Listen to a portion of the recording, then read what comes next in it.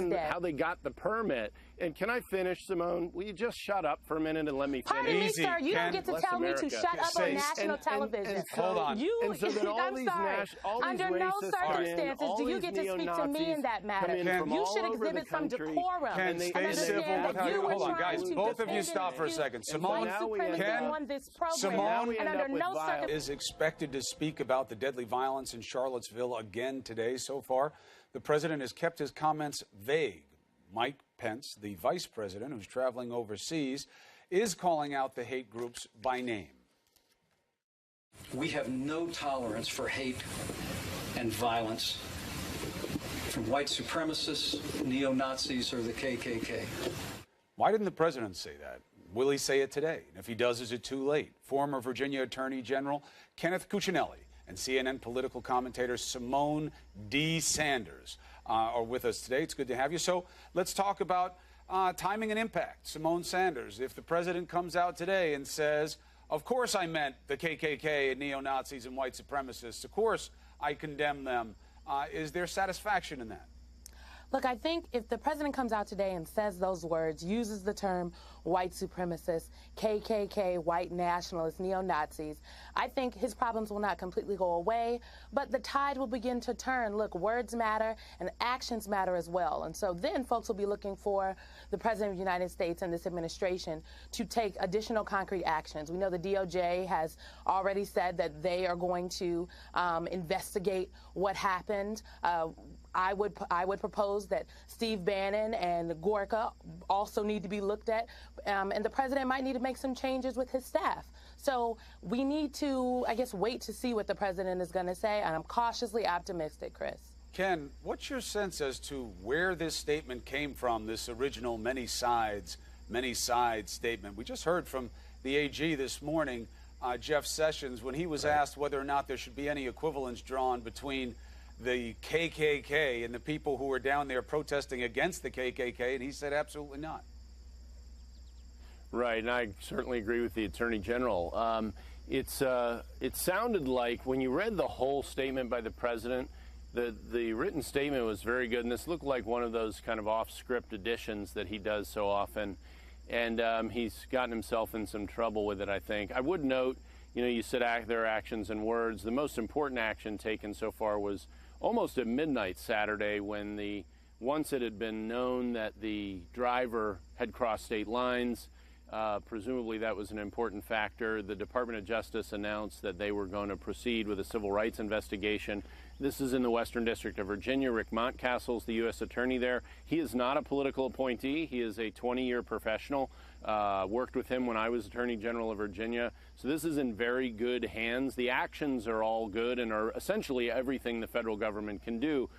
Turning to the words, I would expect to hear stronger language like we heard from the vice president coming out of the president as we get here into the beginning of the business week. And I think there's every reason to expect that. I think some of the aspersions cast on people like Steve Bannon are really outrageous. I think that's people using a situation to try to paste somebody they'd like to lay a glove on. I would disagree. But the president here, disagree. The president needs to take stronger steps here as the week goes on and as these words progress. All right, Ken, Simone, what is your disagreement? I disagree because Steve Bannon when he was over Breitbart just a year ago, he said he was proud that Breitbart was the platform of the alt-right. The alt-right is nothing but white supremacy and khaki. Steve Bannon has been a curator of the alt-right. You played audio from Sebastian Gorka just moments ago on your show where he basically said it's not the white supremacists, look at these brown people in the Middle East. And so it's not aspersions that have been cast onto these individuals. These are words that these folks have used. White supremacist sympathizers are seemingly advising the president of the United States. And that is jarring and concerning to me. This is the people's house. The white supremacy has no place in our administration. Ken, what's your sense of... Yeah, I certainly agree with that. What's your sense, Ken, Go ahead, Chris. of where it came from? Just think about it. If, God forbid you were ever in that situation and you bring your advisors around you and they say, here's what's going on. The KKK went to march because they're upset about the Robert E. Lee statue coming down, but, it got out of control and this kid flew in with a car and somebody's dead now. And where would the idea of, but let's be measured, let's say that everybody's wrong here. You know, let's not call out the KKK by name. Let's not do that. Who says that? Like, where does that idea come from in your mind? And if that is a Bannon, if that is a Miller, if that is a Gorka, how do you insulate them from criticism for helping a president arrive at that kind of conclusion? Well, I don't know anything about Gorka. I know about Steve Bannon, and I just disagree with the comments made about him. But I think that you expect presidents to start, even in serious situations, fairly measured, expressing concern for the people injured, and then working your way through. Because remember, he's on top of the prosecution that happens with a civil rights investigation.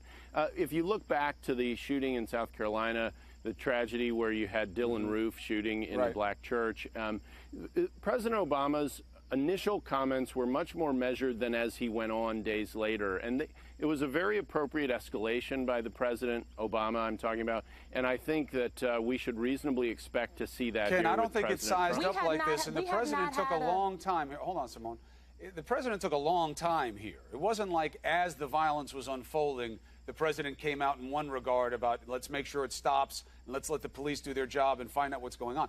They had a long time here to figure out what it was. He knew what the conditions were on the ground when he spoke to it. He just didn't use the words. He said on many sides, Ken, and if you want to defend Bannon, I think you got to put some meat on the bones because, you know, his outlet, Breitbart, was deafening in its silence in how it covered Charlotte. You know, this is not a place that's shy about getting after things when they're controversial, but they didn't get after this. And Bannon does have a history. He did say it was the home for the alt-right, and that matters, Ken. Right, but whatever you want to assign to him, you certainly can't assign what Breitbart is doing now while he's not there. No. We're assigning what Breitbart previously did. So, you know, look, one of the problems with these hate groups like this is they assume mantles that start to pollute everything around it and everything that it touches. And understandably, for people who are part of that, that's the case. But look, they're white supremacists, there were neo-Nazis, this all turned violent. And frankly, I think they wanted it to turn violent. I think they wanted the kind of attention they're getting now. That was how white part supremacists of operate, their yes. hopes. And that's right. And look at how many people were there. There were about 1,000 people, if police estimates are right, that came from all over the country to participate in this. And there were far more than that protesting, objecting, etc. And I think that's more representational of America. It certainly is of Virginia. And as you notice with the arrests that were made, most of them were from out of state. Right. There's only one Virginian arrested. So, Simone, go ahead. This was attracting trash from all over the place. Let me be clear. Let me be very clear. What happened Friday, Saturday in Charlottesville was a direct result of folks being upset that a statue, a monument of the Confederacy, was going to come down. When President Trump took the podium on Saturday, a woman was dead. She was murdered by white supremacists, neo-Nazis. He did not use those words, that terminology. You have white supremacist, neo-Nazi sympathizers apparently in the White House, and Sebastian Gorka and Steve Bannon. This is not just rhetoric. This is very real for people all over America. And I would suggest that we have to. That is not an outrageous overstatement. If you know what? In Germany, wait, Chris, in Germany, there are no statues and monuments of Nazi soldiers. Children do not go to schools named after Nazi generals. But in the United States of America, our children walk through parks, walk down streets, and go to schools named after generals of the Confederacy, folks who, if in present day, took up arms against the government, would be considered treasonous because they felt it was their right to own people that looked like me in this country because it benefited them economically. That's what this is about. And so there is no overstatement here. These are the facts. And if we would like to, that's what the Robert E. Lee said. That's what they were marching for. A bunch of racists and neo-Nazis to get together. That was a local blogger who got a permit. This guy from Ohio cares about Robert E. Lee. You're going to dismiss this? Nobody from Ohio cares about Robert E. Lee. Are you really going to dismiss this as though this is not bigger and more serious than just Charlottesville? Charlottesville is an egregious symptom of what is wrong with parts of all over America. I'm not jumping to conclusions, sir. I'm being factual. And you are dismissing it. And, you know, perhaps if you would actually speak to the heart of these things, we could get to the bottom of some of it. Hold on a second. Simone, let's get a point of clarification. Ken, what are you disagreeing with exactly? Simone's argument is basically that, you know what white supremacists are about. You know what Robert E. Lee evokes. That's what they used for the basis for coming together. What is your point of disagreement exactly? Right. Well, my point of disagreement is that that was an excuse to bring these groups together. The local blogger who got the permit to protest the removal of the Robert E. Lee statue then blew this up. That was an excuse. Look at even how they got the permit. And can I finish, Simone? Will you just shut up for a minute and let me finish? Pardon me, sir. You don't get to tell me to shut up on national television. Hold on. And so then all these all these under no racists circumstances do you get to speak to me in that matter. You should exhibit some decorum. Ken, stay civil with how you. Hold on, guys. Both of you stop for a second. Simone, Simone, and under no circumstances. Ken and Simone, hold on a second. You need a reset. You need a reset. Ken, you don't want to use language like that when you're talking to Simone. You can disagree, but you don't talk like that on this show. You know better than that, Ken. I keep getting interrupted. I know, but Ken, we don't tell people to shut up on this show. I know, but Ken, you can stand up for yourself and still be civil. That's not how you are. When they keep interrupting you. You let me do your job. I'll give you both chances. No, but Simone, I apologize for that. We don't talk to people like that on this show. And Ken, I know you don't talk to people like that. And I know you don't mean to insult somebody like that on this show. Would you like to say that for yourself? Of course not, but I can't just be walked over for over and over. Look, let's be really clear here that step one, you had a local blogger protesting the removal of a Confederate statue. That guy was also connected, it looks like, to these outside groups. That permit was an excuse to bring these people in.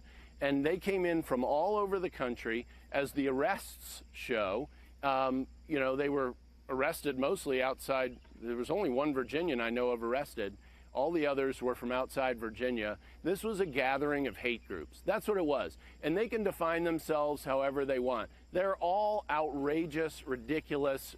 And this guy was essentially a domestic terrorist. Right, but you don't deny, but you're not disagreeing with the idea that Robert E. Lee is emblematic of a hatred that is of particular sensitivity and pain to the African American community. You don't deny that. Of course I don't deny that. Because that's what started the confusion. That's all. That's what started the confusion, and it needed a point of clarification. Where I start to have a problem, Chris, is that when you want to go ahead and say someone like Steve Bannon buys in completely to all of this, and that's the advice President Trump is getting, that just goes way, way too far. Then why wouldn't he name the groups then, Ken? Help me understand how you arrive at that conclusion. Yeah, Noel, look, this president defies understanding on my part. So I fully expect, let me lay out my expectations for a president. I expect this week, as we've now gotten out of a weekend and into the week, I expect to see him making stronger statements like the vice president did. I expect to see that. I expect to see that progression, especially as they learn more facts from the ground, as we did around midnight. But you don't need to know any more about this. And about the driver. Yeah, but Ken, I got to tell you, the analogy to what the previous president did. Could he have said more? Of course he could. Well, I mean, but that's the point. I mean, it took you 11 minutes to get to that point. To equate them, Chris. The point wasn't to equate them, Chris. It was to point out the escalation in the language a president uses when you've got a right, but what I'm like saying this, is when there's this rush to draw equivalence and defense and protection because of what happened with Obama. I hear it on the show all the time, and there's plenty to criticize the past administration for. But what happened with Dylan Roof, when you don't know what's going on, you say, we don't know what's going on, but we're going to get to the end of it. I get being measured. That's not what happened here. He had over a day. We knew what happened. We knew someone was dead. We knew who they had in custody. We knew who the groups were. There was no reason to offer anything vague as a way of being measured, Ken. That doesn't make sense logically. I think, Chris, the most important thing you mentioned there was the equivalence. I think the thing that the president has to wipe off the board is the notion that there's any equivalence between these hate groups and anybody else he might have been referencing. And that is on him this week. He's going to have to do that. He's going to have to do it himself. I think that's critically important in a situation like this going forward. And that's on him. We all know that he operates somewhat independently, even of his own staff, and that's his burden as we start the week. Simone, give me a last word. Chris again. I believe we need to hear from the President of the United States today. We need to hear him say the words white supremacy, KKK, neo-Nazis, and then we need actions to follow up with those words. We need him to reverse the policy change that the United States of America no longer is looking at white supremacists in our counterterrorism program. Right. He needs to remove the white supremacists from around him, white supremacist sympathizers. That is Steve Bannon and Gorka. And I would posit that people in America clearly need to get a history lesson, such as Mr. Cuccinelli on this program. Thank you. All right, and look, let's just remember something else here. One of the things that you do when you see hate is you condemn it. The other thing that's just as important is to counter it. That's why we use civil discussion on this show. And I know you both want that when you're at your best. There is no need for anything other than that on this program. Well, I'm still waiting for my apology from Mr. Cuccinelli for telling me to really shut up on national television. And when you sweep in, and Chris, one of the problems with it, if this isn't an apology, Mr. Cuccinelli, I'm not sure what else you have to say. If people use them to smear others, like you've heard here during the discussion, Ken, I hear you. It makes it harder to have a civil discussion. I hear you, but still. Has said he curated the platform. Let's focus on of the the evil folks, the neo-Nazis and the Sebastian KKK Gorka and those folks. literally said Those on people need to Breitbart be Daily. condemned. All right, You look, have I didn't want to get us back in. I didn't want to get us back into the discussion. But what I was giving you a chance to do, Ken, was apologize for the language you used to Simone Sanders. Do you want to do that? I don't think he does. Let him answer for himself.